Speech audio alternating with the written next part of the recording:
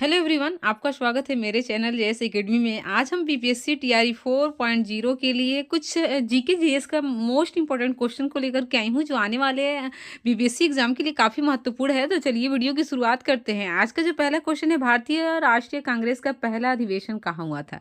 जो भारतीय राष्ट्रीय कांग्रेस का पहला अधिवेशन हुआ था वो कहाँ हुआ था? ऑप्शन पहला है कोलकाता में, दूसरा ऑप्शन है बम्बई में, तीसरा है मद्रास में और चौथा इनमें से कोई नहीं। भारतीय राष्ट्रीय कांग्रेस का जो पहला अधिवेशन हुआ था वो हुआ था बम्बई में। Second option is the right answer.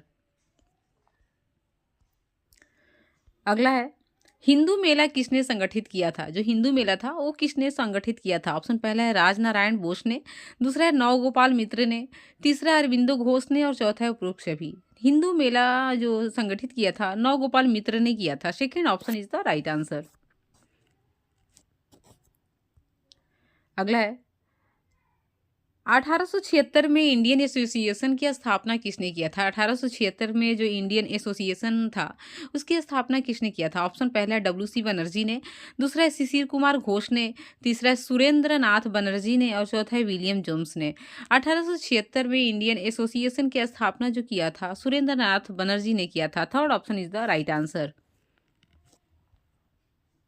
अगला है, ऑल इंडिया किसान सभा के पहले अधिवेशन में अध्यक्ष कौन थे? जो ऑल इंडिया किसान सभा का के पहले अध्यक्ष कौन थे अधिवेशन के? ऑप्शन पहला है नरेंद्र देव, दूसरा ऑप्शन है सहजानंद सरस्वती, तीसरा है संपूर्णानंद और चौथा है दादा भाई नौरोजी। ऑल इंडिया किसान सभा के जो पहले अधिवेशन के अध्यक्ष थे वो सहजानंद सरस्वती थे। Second option is the right answer. अगला है, नव भारत का पैगंबर कौन कहलाता है? इसमें से कौन है जो नव भारत का पैगंबर के नाम से जाना जाता है? ऑप्शन पहला है राजा राम मोहन राय, दूसरा है दयानंद सरस्वती, तीसरा है दादा भाई नौरोजी और चौथा है महात्मा गांधी।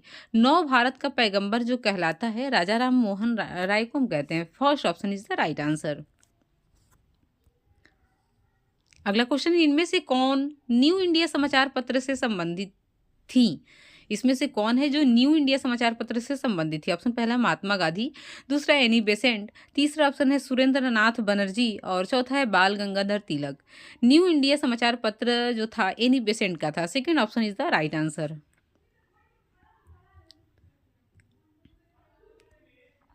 अगला है, यंग इंडिया समाचार पत्र का संपादन किसने किया था? जो यंग न्यू इंडिया तो एनी बेसेंट का था, यंग इंडिया समाचार पत्र के संपादक कौन थे? ऑप्शन पहला है महात्मा गांधी, दूसरा ऑप्शन है एनी बेसेंट, तीसरा है मोतीलाल नेहरू और चौथा है सुरेंद्र नाथ बनर्जी। यंग इंडिया समाचार पत्र के जो संपादक थे वो महात्मा गांधी थे। First option is the right answer.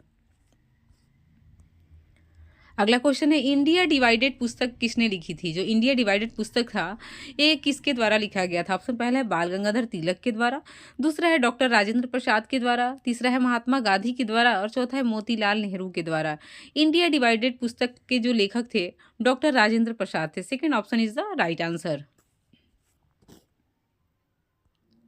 अगला है, भारतीय राष्ट्रीय कांग्रेस की प्रथम महिला अध्यक्ष कौन थी? इसमें से कौन थी जो भारतीय राष्ट्रीय कांग्रेस की प्रथम महिला अध्यक्ष थी? ऑप्शन पहला है कस्तूरबा गांधी, दूसरा ऑप्शन है एनी बेसेंट, तीसरा है सरोजनी नायडू और चौथा है कमला नेहरू।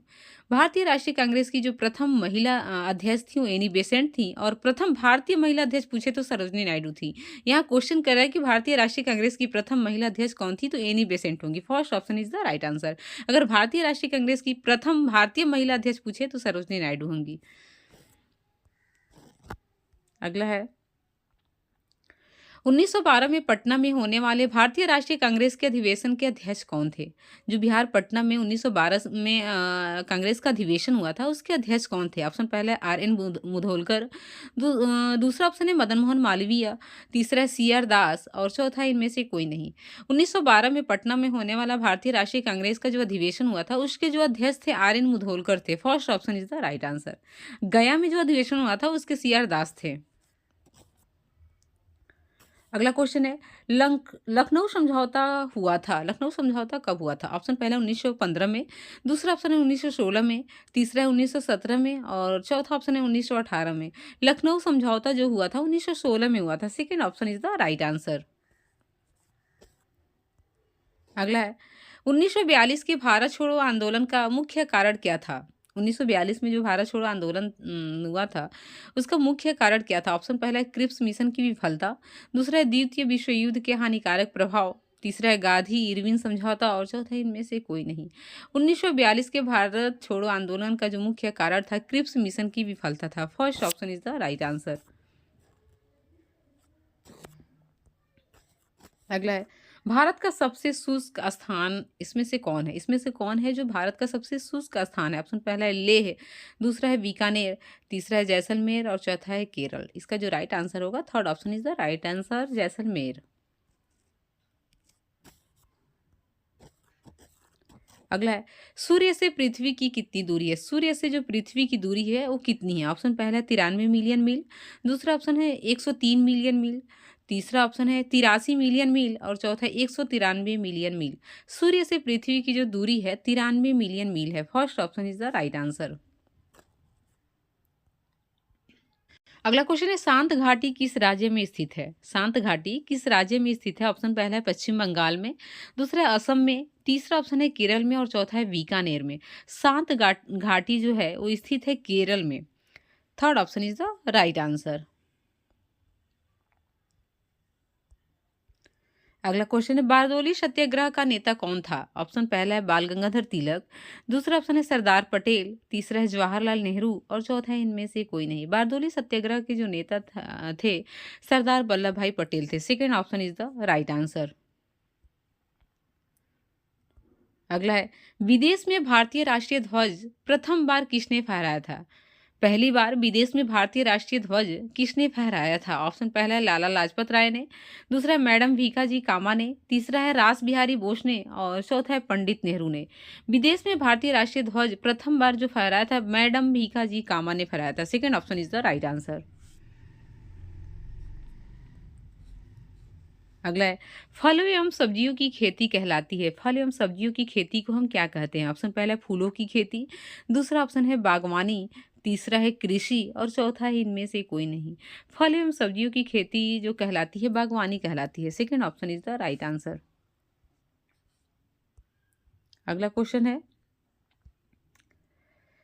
कोलकाता विश्वविद्यालय की पहली महिला स्नातक कादम्बिनी गांगुली ने कांग्रेस अधिवेशन को संबोधित किया था कौन से सन में? ऑप्शन पहला 1890, दूसरा ऑप्शन है सन 1900, तीसरा 1885 और चौथा ऑप्शन है सन 1895। इसका जो राइट आंसर होगा कादम्बिनी गांगुली ने जो कांग्रेस अधिवेशन को संबोधित किया था वो सन 1890 में किया था। First option is the right answer.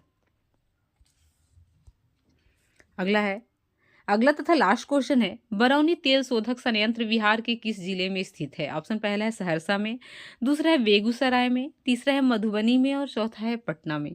Barauni तेल शोधक जो संयंत्र है वो बिहार के बेगूसराय में स्थित है। Second option is the right answer. चलिए वीडियो अच्छा लगा तो इसे लाइक शेयर और अगर चैनल पे नए हैं तो सब्सक्राइब करना ना भूले। Okay, thank you.